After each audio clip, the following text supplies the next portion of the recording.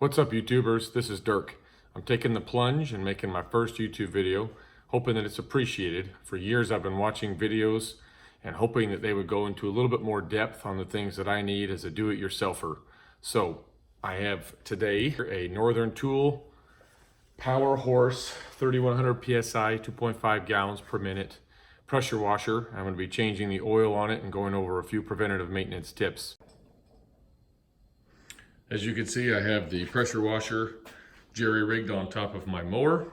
This is so that I can take the drain line right here for the engine oil, and there's another drain plug right here for the pump that I'll get to in a second. But this will allow me, we can zoom back here, this will allow the actual engine to tilt down so that I can get rid of all the oil. I've watched a lot of YouTube videos on this specific model.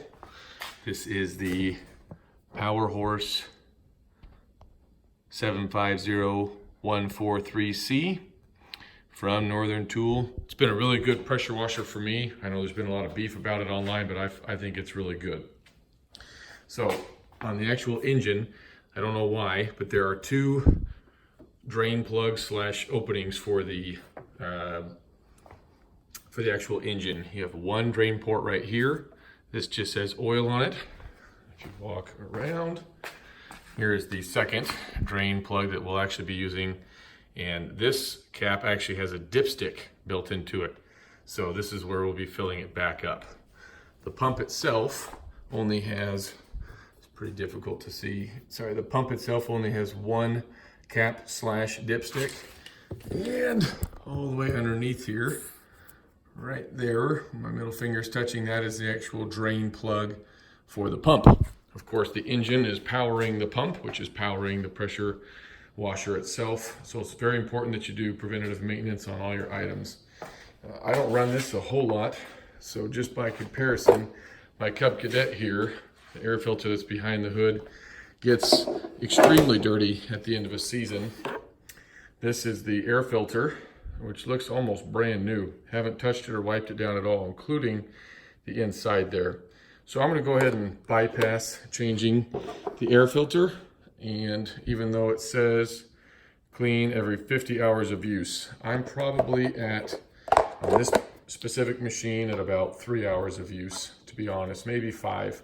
So depending on how much you use it, this is a residential model for me. I don't use it commercially, but you guys will have to just clean it as needed. I'm probably also, let me finish tightening that, probably also going to drain the gas right here. It's been sitting and I didn't do a very good job of running it till it was dry last fall. So we'll get rid of, just take that hose out, drain the gas, cap it back up and fill it up with good stuff. Of course, always unplug the spark plug before you do any kind of work. And just a quick note here on the nozzles. This 0 degree nozzle, the red one, I'd say throw it away when you get it unless you want to clean your neighbor's house from your driveway. This will take flesh off, no joke, it's crazy. I actually use two different things to help me out, but this one is my favorite. This is a DeWalt 18-inch pressure washer, surface cleaner. This is steel, this is still plastic. I'll have another video with this. I'm going to be using it a lot this weekend. It'll support 3,400 PSI. And this pressure washer, again, is 31 PSI. So don't ever wash your driveway or something large with a nozzle. There are a few things that you can use to keep the tip from going up and down and scouring your concrete, but really you need to use a surface cleaner like that if you're going to clean large patches. So let's get into it. All right, I failed to mention that there are two different kinds of oils you'll want to use. This is your standard 10W30, which the instruction manual calls out for the engine.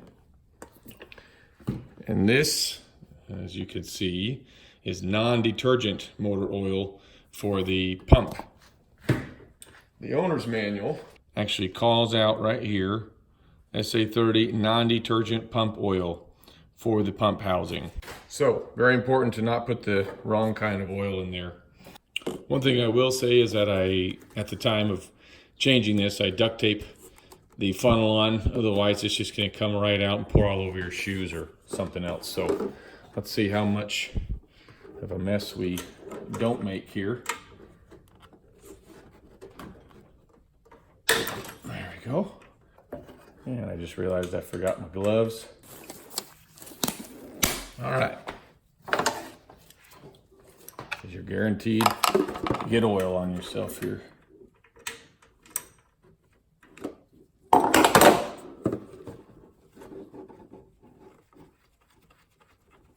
Sorry if my fat arm's in the way there. Don't want to lose the bolt into the funnel. Be careful. Oh, that's why we wear gloves. All right, well, I have a whole puddle of oil to fill up because the stupid bolt slipped. So, hey, that happens. We'll clean that up. All right, let that continue to drain out here. Continue to mop up all of my mess. And I don't know why they put those drain plugs so low. Not a big deal. We're going to hit this up with some brake cleaner. Continue to capture all of that and continue to clean up here in just a second. All right, shove those there. Just for the time being. I think that's enough. You're never going to get every drop out. So I'm going to start to put the bolt back in. Make sure it doesn't have any crap on it. The other thing is I have this pressure washer on such an angle, it really flows out. If it were flat, it would hardly move at all. So, okay. Save your milk lid so that you can put it back on when you're done. Go ahead and tighten the plug back up. Okay, don't want to over tighten it. We're going to keep this because we still have to do the pump drain. All right, I went ahead and took it off the mower. There was no way that I could get my drain jug underneath there with all this crap. So what we've got dealing with now, we have clearance with just the natural height of this drain plug right here. Try to set this where you'll be able to see it.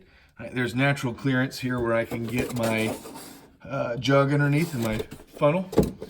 So let's get to it and get my breaker bar here. By the way, the engine drain bolts, this one and the one on the other side that I actually did, those are 10 millimeter bolts. This one right here is a 14 millimeter bolt. I don't know any other way to do this, so I'm just going to break the seal. Just pull it towards me here.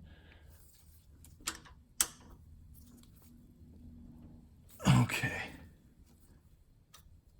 Not near enough to hand loosen. Come on. Yes, I know I need a ratcheting.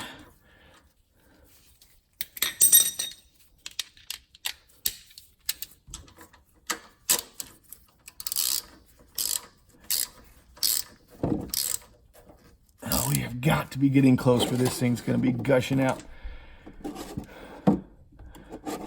Yeah, this isn't going to work at all. We'll just have it ready. And when I check the dip, whoop, here we go. Of course, the dang bolt's right down the funnel. We can get that out easily. It didn't go into the jug, it's just in the funnel. You can see how black that is. Really, really bad to run your machines with oil that dirty. And of course, this is a pressure washer. This is just a nice motor that powers it, but without a good pump, you're really going to screw up your pressure washer. So you need to invest in good preventative maintenance and change your oil out for sure. And again, this is only, like I said, after less than 5 hours. So okay, without spilling everything, get my duct tape off, and I don't think the bolt's going to go through the tip. Awesome. All right, rid of that. Here's my bolt back. Let this naturally, sometimes when you compress these, all the oil, as you can see there, goes out. There's a lot more than I thought. Capture it in there as much as possible. Again, I take all my used oil to Advance for free. I know O'Reilly does the same thing in several parts stores. Don't ever put this in your drain or something else stupid. All right. So, hand tighten. No need to cross thread it from trying to over tighten. Okay. Now we're going to fill it up with oil. And of course, this is the I know my hand's in the way here. This is the non-detergent motor oil that it called out for the pump. It's not that big of a pump housing. And of course, the manual does not say how much I'm supposed to pour. Ooh, we might be already at the top there. Which is all right if we are. We can always drain some out. Okay. So yeah, it appears to be that there is hardly any oil.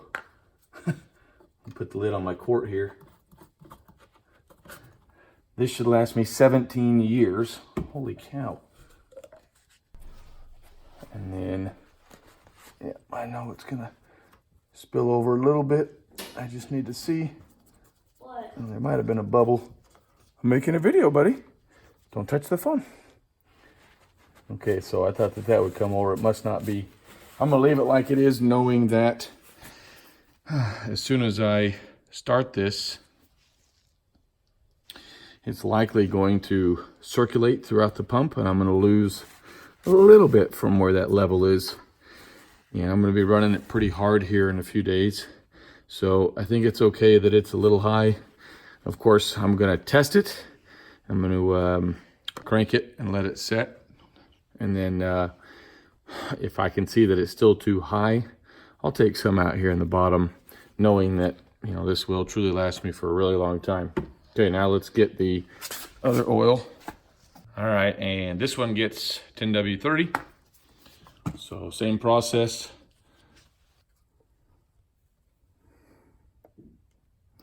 Much better than the black crap that came out. And of course on this one, I also don't know, but I can't have this one be too high. So we are going to probably make several attempts. It's the only problem with these ribbed funnels is the oil sticks inside each of those grooves. So I like to spin it to try to get it out. We'll obviously need a little bit more than that based on how much came out in our milk jug. But you cannot put too much oil in your engine and expect it to be just fine. I'm going to do just a little bit more. Pause the video and let it sit. Put the dipstick back in and measure it, and just repeat the process until it's full. So I used 18 ounces, ended up using 18 ounces of the 10W30 inside of the engine, and well, maybe an ounce or two inside the pump. One of the things here you'll see, you know, I used Teflon tape before, and the manual doesn't say you needed it, and it never, of course I only ran it, like I said, for 5 hours, but you shouldn't need to have it. I just like to default anytime there's threads with Teflon, but I'm going to try it without it, and I'll let you guys know if it fails. But yeah, these are meant to be just a very kind of quick connect.